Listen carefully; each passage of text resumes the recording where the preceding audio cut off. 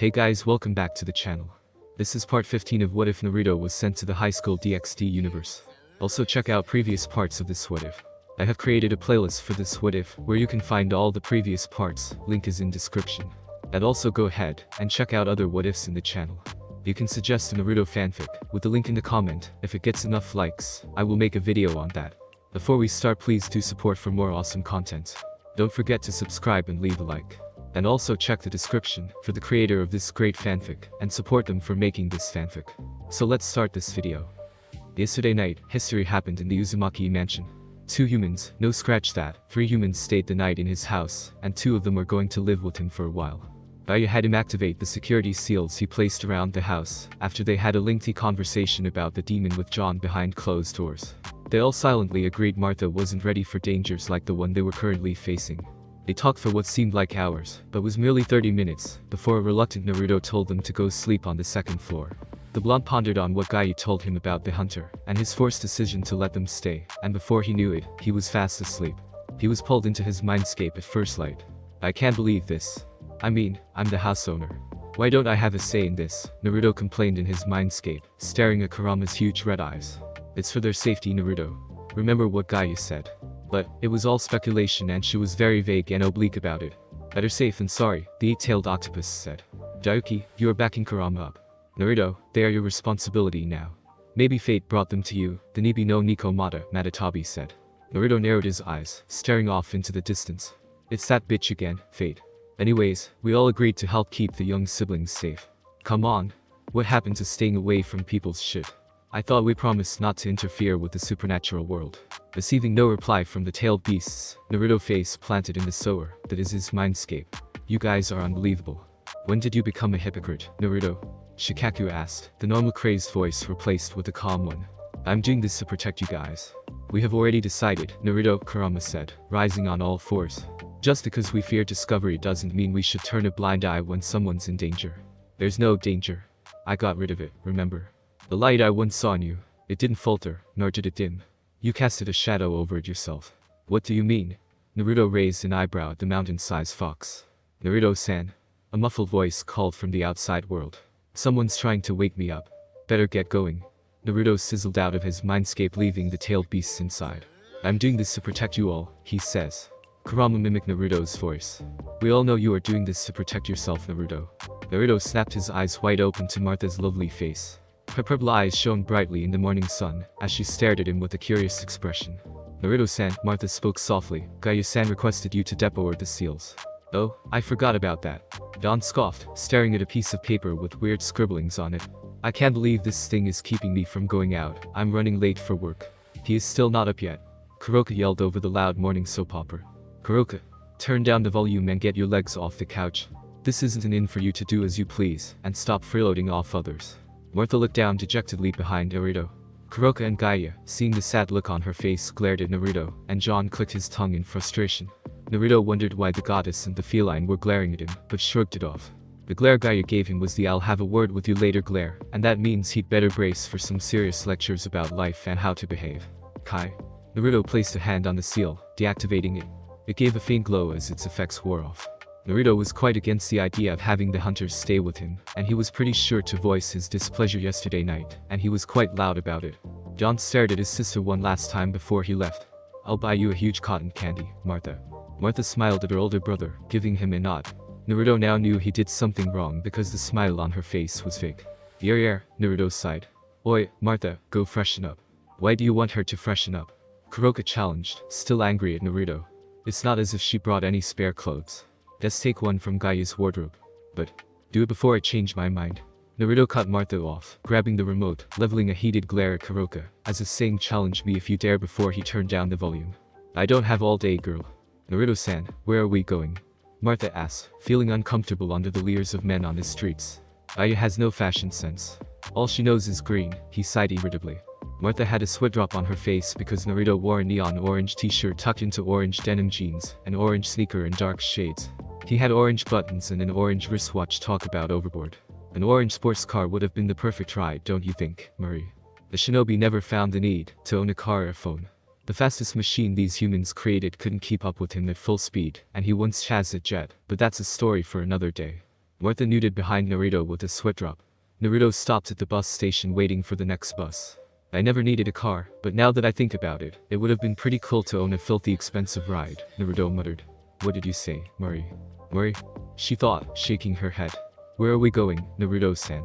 We're going to get you a change of wardrobe. Say what? If you are going to be staying with me for a while, you are going to need clothes, won't you? But, we could have just. Nah, I'm feeling generous today, and I think you misunderstood me back then. Back then, I didn't mean to hurt your feelings. I was only trying to hurt that feline's feelings. Feline? You love coming up with weird names for your friends, Martha giggled. She is not my friend, Naruto snapped. You say so, but your actions say otherwise. Huh? Well, I think you bicker back and forth because you like her. If anything, you both look like lovers to me. Naruto's face turned green as he made gagging motions. Martha chuckled with a radiant smile on her face, before the next bus pulled over. Martha got in first before Naruto and secured a seat for him at the back. 10 minutes into the ride, a brown-haired man approached them.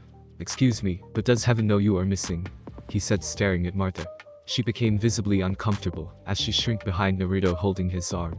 He blasted the brown-haired man who was trying to flirt with Martha a nice dose of ki. Get lost, he ordered. Martha beamed at Naruto, expressing her gratitude, making the blondie scoff. Next time, you should tell them to get lost with a poker face or an angry face, alright? Yes? Martha conjured up her most serious face. She seemed rather cute than serious. My god, we have a lot of work to do. Uzumaki Mansion.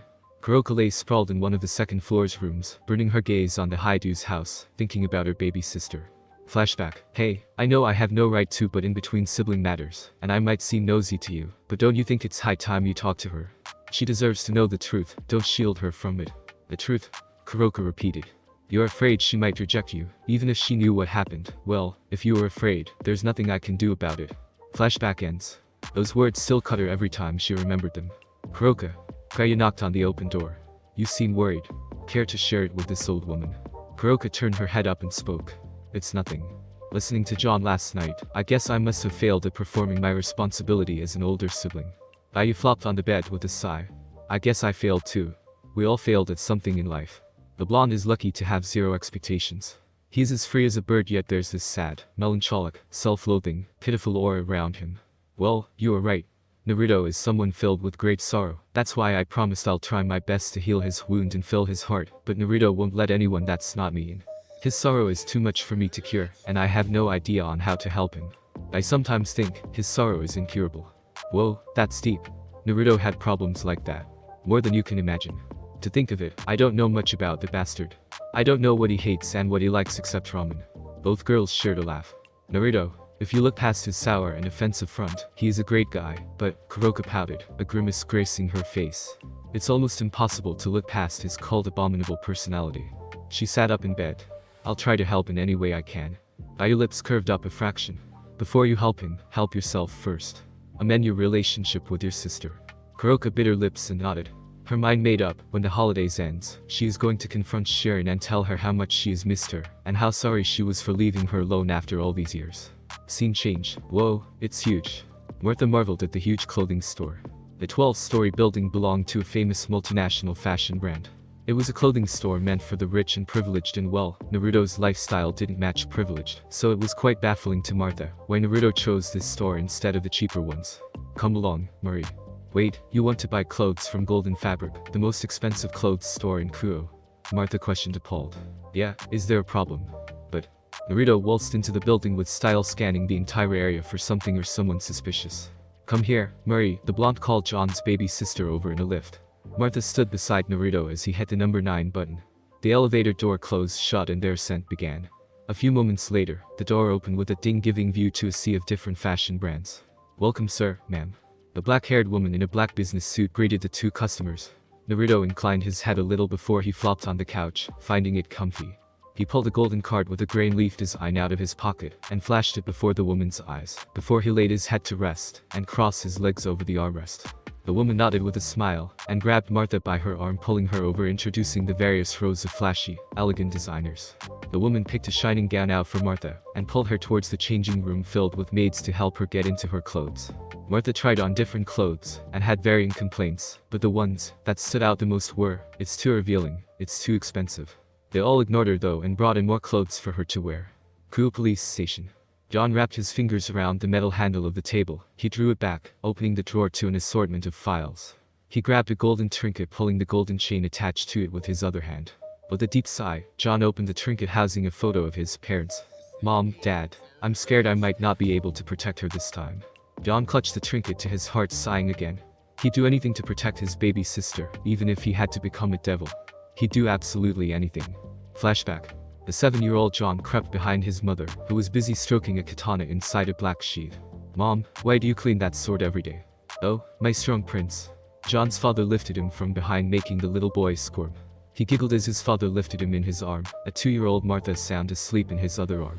Penny, John's mother smiled lovingly at her husband. Well, that sword, it's a family heirloom that protects our family, but bad people want that sword, and they do anything to get it, so it's a gift and a curse. A gift and a curse. Yes, and Papa hopes you never have to use that sword. You, your sister, or any of your descendants. What does it do? Can it ward off ghosts? Both adults laughed at John's question. Why? Do you want to banish a ghost? He asked. Yeah, a bad ghost. Bad ghosts always trouble baby sister. Little John had a cute pout on his face. Listen to my big boy. I'm so proud of you. He gets that protective personality from you, honey. Just ignore them, and they'll go away. You'll always be there to protect us, right? John asked, an innocent smile plastered to his face. John's father put him down, and gave little Martha to his wife. Listen, John. Remember to always wear that. Always. And when we're not here anymore, remember to always protect your baby sister. Little John's mind was still too young to understand those words, so he spoke like the child he was. Are you going somewhere? If you are, take us with you. John embraced the older man. The older man smiled and ruffled John's hair. I'll always be with you, son. Always. Martha and the mother of the family joined the group hug. Little John sighed and whispered how nice and warm his parents were. Flashback ends. Detective John. Hiroshima had been calling his partner for the past 2 minutes now. Get your ass moving. Someone just called in an ongoing robbery. What? Yes, sir. I'm on my way. John wore a bulletproof vest and holstered his weapon. A team of specially trained police were ready to support them. Scene changed, Uzumaki Mansion. The last Uzumaki breathed a sigh of relief when the car came to a stop in front of his house. Releasing a grunt of effort, he swam through the raging currents of designers he bought for the platinum blonde teen. He got off the car, pushing the stack of bags, threatening to fall over back in, closing the door in a hurry. Just cause I flashed a Royale card doesn't mean they have to give me everything she wore or pointed at. He raged mentally. Naruto-san, are you okay? Martha stood beside the blonde with a sheepish expression on her face. Naruto overdid himself this time around. There was a reason Golden Fabric gave a Golden Royale card to very few special people, and all of them were men. I'll live. Naruto huffed. Hey, stop wasting my time, and get your belongings off my car. The Uber driver yelled, honking furiously. Naruto, still under the weather, mentally exhausted and highly irritable at the moment, snapped at the driver. Shut the fuck up. I'll pay you double your money, you fucker. Naruto-san, it's rude to curse at others. You gotta fucking curse them to get your point across sometimes. Wait, Naruto, is that what I think it is? Kuroka rushed out with stars in her eyes. That's a lot of bags. Kaguya, who was behind Kuroka, remarked. Hey, you better start unloading, or I'm gonna drive away. The Uber driver yelled again. That's it, I'm leaving a bad review on your website. Shut up, Blondie. You wanna go, Uber driver? He asked, raising his fists like a boxer would. Naruto and the driver started bickering back and forth, before a blue magic circle appeared and the temperature dropped significantly. The driver went unconscious in an instant, while Martha swayed on her feet. Naruto sensed Seraful stopped mid-sentence upon spotting Kuroka. Kuroka, seeing the devils, paled significantly, and in the moment it took her to blink, a gust of wind blew past her. Orange filled her vision, Naruto's orange-clad back. He had one of his hands in front of him, and he was between her, and a huge man she recognized as one of the top 5 strongest pawns in the underworld. Boy, what the fuck are you doing? The shinobi asked. The elf narrowed his eyes at Naruto. The lanky boy reacted as fast as he attacked, and was able to stop his punch, nothing short of impressive. Saji unsheathed his sword, and a second later, he was behind Kuroka, his sword raised up overhead. Swoosh. Clang. Another Naruto stood between Kuroka and Saji, holding Saji's blade back with a kunai. You guys are overstepping your boundaries. Know your place. A faint aura of blue energy surrounds Naruto's kunai as he pushes Saji back. Saji jumped back, and so did Beelf when they sensed the serious aura around Naruto. Leviathan, harboring an SS rank stray devil, is punishable by death, no matter the species, right? Saji asked, brandishing his sword. Seraful sighed. No, it's not. Lethal force can and will be used if the one who harbors them refuses to turn them over, Beelf stated. SS rank stray devil. Martha mused, a bit scared. All she did was blink, and now there were 2 Narutos guarding Kuroka. Naruto, Kuroka looked down dejectedly before she took reluctant steps towards the devil group. You hate dealing with others' shit, so let me take care of mine. Her eyes were pleading for something to happen, but at the same time, her rational side didn't want to bring harm to Naruto and Gaia. No one could fend off a Satan-class devil, the strongest queen of the underworld, and 2 peerage members of the Great Demon King. She'd at least protect Naruto and the others if she surrendered. Oi, Kuroka. Naruto grabbed her shoulder. Let me go, Naruto. I'm a criminal, an SS-rank devil who killed her master. Do you want to harbor a killer with a bounty from the underworld? Martha blinked again, and now she was inside Naruto's compound sitting at the ongoing scene with clone Naruto beside her. She poked the other Naruto to confirm if he was an illusion, but flinched under the glare of the clone. Shut your crap. Naruto's bangs cast a shadow over his eyes. What? Kuroka strained her ears to listen to Naruto. I said, shut it. Naruto picked her up and threw her into his compound. A faint glow covered the entrance, blocking Kuroka's to come out. Naruto, don't fight them. You can't handle them alone. Please let me out. As long as you are my guest, I don't know about a pretty Nico with a bounty on her head, or an SS stray or whatever. Right now, you are Kuroka, a guest, a pest, a parasite living in the house of Naruto Uzumaki, and nobody messes with my guests. Naruto's loud declaration warmed Kuroka's heart like a bonfire, and a tingling sensation shot down her spine. Don't impress me, Naruto, I don't think you can handle the aftermath, Kuroka whispered, staring at the blonde ninja. He looks so cool and orange. What's this? I smell love in the air. Gaia chuckled, walking till she was beside Naruto. Gaia-san. Stop please, Martha and Kuroka called out. Serafol blinked, her eyes reflecting confusion and wariness. She didn't notice the woman beside Naruto until she made her presence clear. Well, looks like the human's fallen for the stray devil, Bijuus stated. Shut it, big guy. Naruto waved a punch threateningly at the big devil. You know, I have never seen you fight, Naruto. Care to demonstrate? Gaia asked. Gladly. Saoji materialized before Naruto and attempted to cut him into 2. Naruto leaned back and had to fight the urge to blow through a series of hand seals when he remembered his house was right there, beside him. Naruto before Saoji suddenly disappeared and reappeared behind Saoji, the kunai at his neck, drawing a drop of blood. Naruto Uzumaki. Serafol called the blonde who ignored her. Hey, Naruto. Naruto turned around, blasting them with ki to get his point across. Take another step and I'm going to kill him. I'm in a bad mood right now. Don't disturb me, warned Naruto. Rafi and Serafol sighed before the very ground Naruto, Gaia, and Saoji were standing on was covered with ice.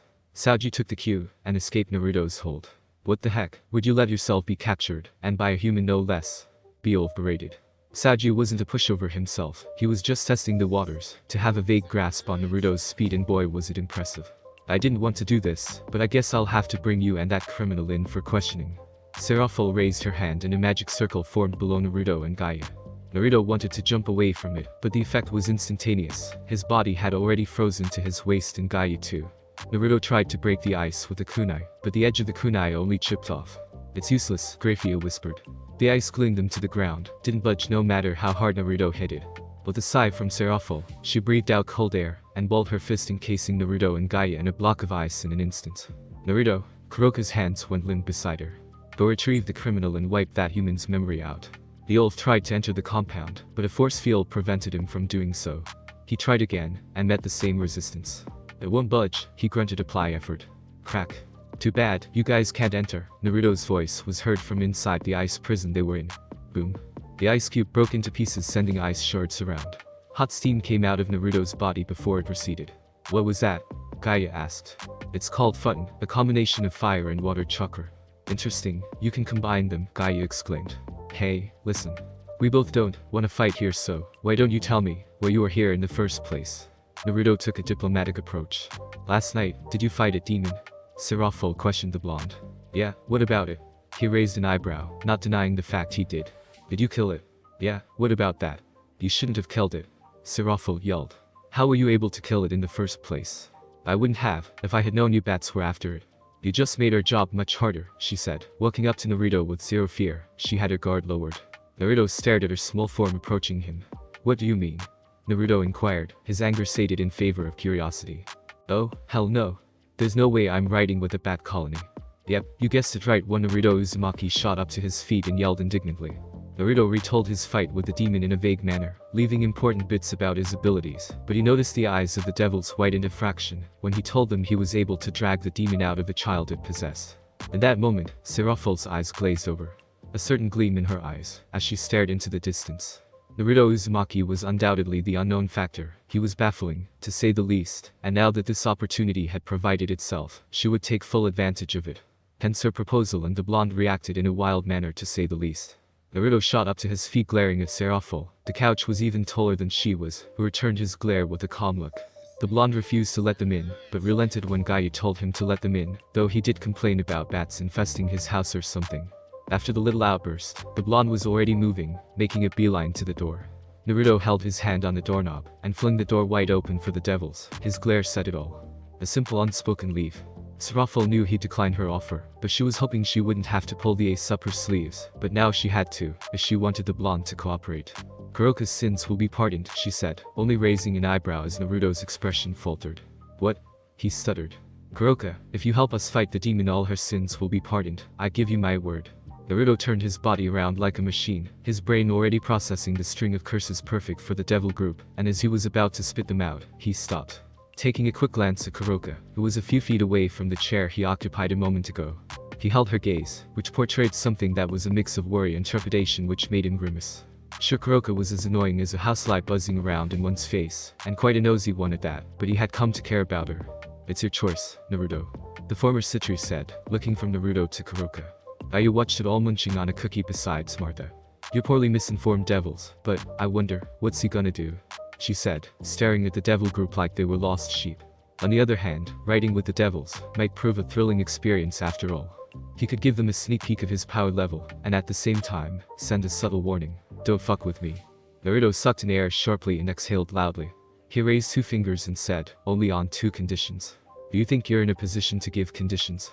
Saji asked, glaring at the man who could make him go out of character with his presence alone.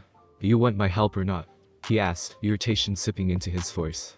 I'd rather take the peaceful route. Provided the conditions are fair, yes. Seraful said, shifting in the chair. 1. I'll help track and contain it. I wouldn't be doing any fighting. I was this close to defeat, and I don't want to die prematurely. Gaia raised an eyebrow at Naruto. That wasn't what he told her. 2. Let's not see each other again when we are done. You have a deal then, Naruto. Naruto sighed for what felt like the millionth time that day. Fate had fucked with him, and trouble had laid in bed with him. The latest stunt, he just became a posse for devils. Scene change, the underworld, unknown location. The brown-haired, brown-eyed youth was being smacked around a clearing by a purple, bipedal, overgrown, winged lizard. Huge streams and balls of flames chased the brown-haired youth around, and he tried his best to avoid them, and at the same time, tried to inflict some damage back to the dragon many times his size. Now you might ask why a dragon was smacking the hell out of a defenseless boy. It's simple actually. If for a single reason, training. The black-haired pervert in arms ORC consultant deemed his stamina and durability levels mediocre, so here he was getting whipped into shape by tanning. He took solace in the fact that he wasn't the only one going through rigorous training, and hoped his fellow peerage members were having it as hard as he was. Focus, security. His moment of distraction cost him a few inches of his hair. The smell of burnt hair sparked a hunger for grilled meat in his say. After getting smacked around, and getting smacked some more, Tannen decided to call it a day, and here they were, man reincarnated devil with a dragon reincarnated devil dragon. Beside a bonfire to recuperate and keep warm. You'll have to achieve balance breaker, if you want to win the rating game, Tannen stated, his voice thick and booming. Yeah, I know. I achieved balance breaker once. Really? More like I was beaten close to death by my sensei in the human world. Can you? Do what? Activate balance breaker. No, I haven't felt that feeling of despair he put in me, that made me activate it from anyone else. What if I don't even say it, or think about it? Issei wasn't looking forward to reliving that feeling, not anytime soon. As he idly poked the flames with a twig, the ground he sat on split open, and he jumped away from the spot, landing in a defensive stance. Impressive. Though I wouldn't have expected any less from the Red Dragon Emperor. Who are you? Call me Seryok. I'm just trying to weed out the competition. Okay. Well then, Haidu, train well and let's have a memorable battle later. What a weird guy, Issei commented, looking at the stranger in the sky. The next day, Uzumaki Mansion. Naruto-san. Naruto-san. Naruto's eyes snapped open, and he had to suppress his ninja reflexes, or he would have pinned Martha to the bed, and her blood would have stained his bed sheet, courtesy of the kunais hidden in the seals on his wrists. Murray. He's regained consciousness. Martha yelled. Who? The Uzumaki Mansion living room was full, and at the same time silent for once. Martha and Kuroka sat on the side couch, while Naruto, Gaia, John and the little boy Naruto rescued were on the long couch. The boy was between Naruto and Gaia, while John was beside the goddess. He kept staring at the ground before Kaguya took the initiative and started a conversation. "How are you feeling?" The boy didn't react at all. Just kept on staring at Naruto's floor. "He's been unresponsive," Martha told the blonde with a look of pity. "Well, being possessed by an old Urk," Kaguya elbowed Naruto in the stomach.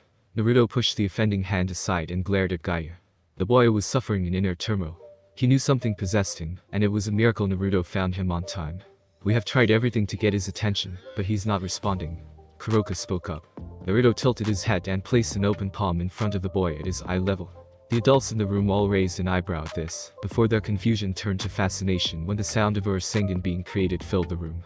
The perfect Rasengan, glowing and swirling in all its chaotic glory, caught the boy's attention, and he was mesmerized by it. "Wow!" he exclaimed, his eyes lighting up like a Christmas tree. Naruto let a smirk grace his face, before he balled his fist, ending the jutsu. "What was that?"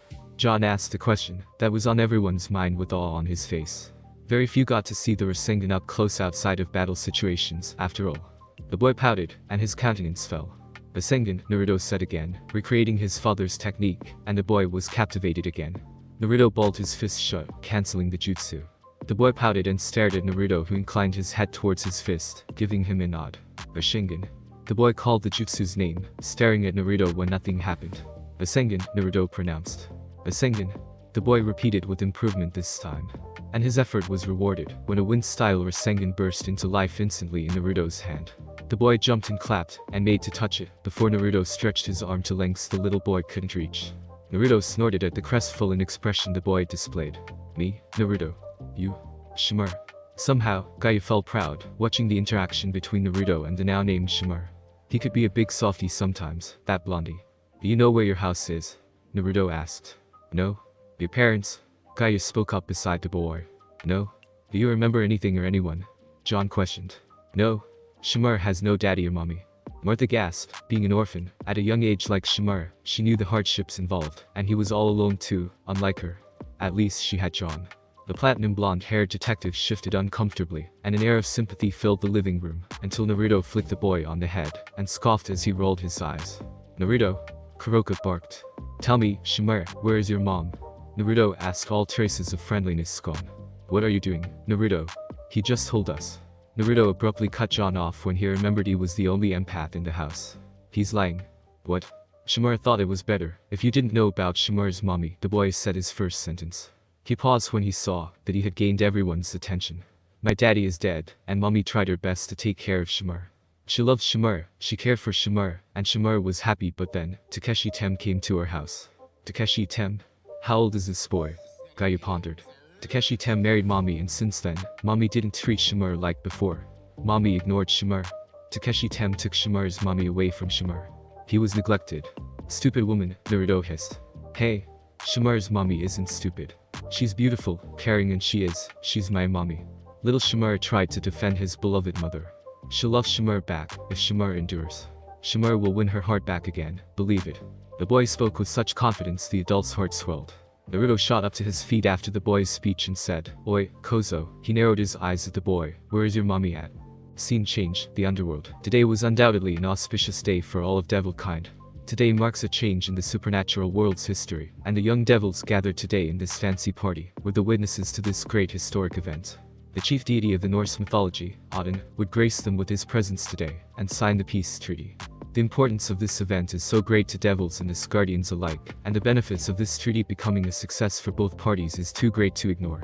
Of course, peace loved to play hard to get only this time around. Some of the Norse deities weren't in consensus with Odin's decision, and none of them was more furious than the Norse god of mischief, Loki. As if Loki wasn't a handful, the threat known as Chaos Brigade lurks in the shadows, their goal, to sabotage the treaty. The leaders of the Big Three were ever vigilant, in order to prevent something like that from happening. The Archangel Michael, and the Governor-General of the Fallen Angels, were present on the podium, awaiting Odin. The Demon Kings were present too, with the exception of one Seraphol Leviathan. Among the crowd of young devils, Ryu's Gremory and her peerage were present, Sona Citri and her peerage too were present, Sariarg and his devil servants, Diodora Astaroth, just to mention a few, were all among the crowd, chatting away to kill time before the arrival of Odin. The devils didn't have to wait long though, because Odin arrived right on time.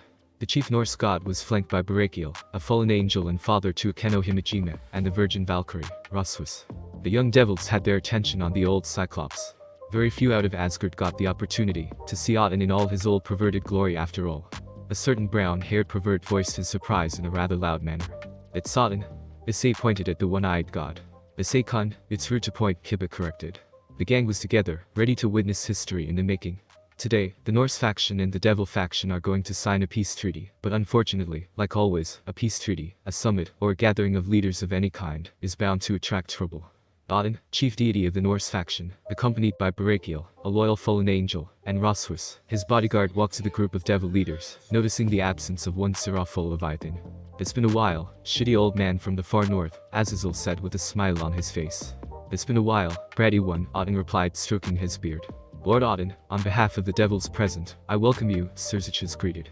"Oh Serzichus, how are you, boy?" he asked. The leaders exchanged formal greetings, then Odin introduced his bodyguard, Roswus. "This one here is Roswus, full of potential. She's too serious and no man gives her the time of the day, that's why she's still a virgin." Said Virgin Valkyrie mourned her single status and her virginity. "I can't help but notice, where is the short brat, Serafol?" The leaders tensed all of a sudden, not knowing how to cover for Serafol. She running late and had to take care of something important. Azazel spoke up for the group. I see." Odin stroked his beard again. Serzichus gave a short speech about the peace treaty, and their promise to strive towards peace and harmony in the supernatural world, and his vision to create a solid relationship with the Norse faction, to fight against the terrorist organization, Chaos Brigade. After his speech, he turned to Odin and said, "Lord Odin, if you have no objections, please sign the treaty." Stroking his long beard, Odin nodded, moving toward the monument. He let a grunt escape his lips, ignoring the foreboding feeling in his gut. The old Cyclops moved forward, and as he was about to place his palm on the treaty, effectively signing it, his hand a millimeter away from sealing the deal, before a voice from nowhere interrupted him. "I object." "So you came after all, Loki," Odin smirked, eyeing Loki, who was levitating in the air. A white-blue magic circle appeared in thin air, and out came Loki, in all his godly glory, shining in a bright white suit, and the Norse god of mischief wasn't happy at all. "Well, this is a rare guest," Azazel commented. The young devils and the guards present were alert, seeing Loki levitating in the air, with a mean stare directed at Odin. They moved to intercept Loki at the slightest hostile move. "Lord Loki, though you are a Norse god, you have no right to cause havoc here." Serzichus was displeased. "You old fool.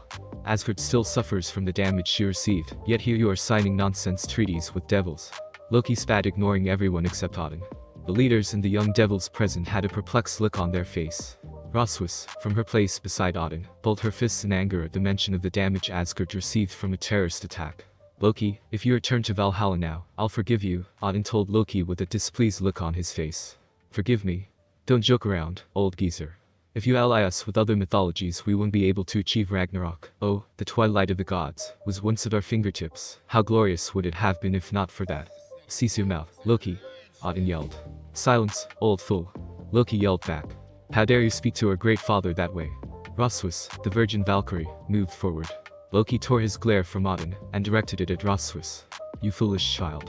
Was it not the one you defend who forbade you from going after the one you declared your archenemy?" Roswus gritted her teeth in confusion and anger. "Loki," Odin yelled. "Odin kept you in the dark thinking that's what best for you." Loki stopped for a moment, a contemplating look on his face. "Yes, it's best you don't know about the events surrounding that incident." "Loki, you were there that day. What happened?" "I have a right to know," Roswus asked, her burning curiosity taking control. Loki raised an eyebrow at her, an emotion akin to pity. "Even if you know, there's nothing you can do about it, for the one you seek is eons beyond you." "Loki." A long staff materialized in Odin's right hand. "Enough of this, old man, let's get down to business. Come forth, my beloved son." Loki let Fenrir loose on the devils. Fenrir crash-landed among the young devils, pounding on the guards, and killing them instantly with its fangs, or ripping them to shreds with its claws. Loki watched the chaos below with a diabolical smirk on his face. The stronger young devils all circled the wolf, intent on capturing it. The quartered wolf growled at the group. Loki smirked in the air, before he felt a shift in the air, and spared a sideways glance at the leaders present, the ones who actually posed a threat. A green glow surrounded him, and he couldn't even complete a sentence, before he disappeared with Fenrir. With the swish, and the god of mischief was gone, thanks to the timely actions of Ajuka Beelzebub. Everyone relaxed, and some let out a breath of relief. Luckily Ajuka sent him away with a magic circle, before he dealt more damage. Thanks for listening. I do hope you enjoyed. If you want the next part of this video, like, subscribe, and comment down below, and turn on that bell notification. And also check out the playlist that I have created, and enjoy. Link is in the description. See you in the next video. Peace.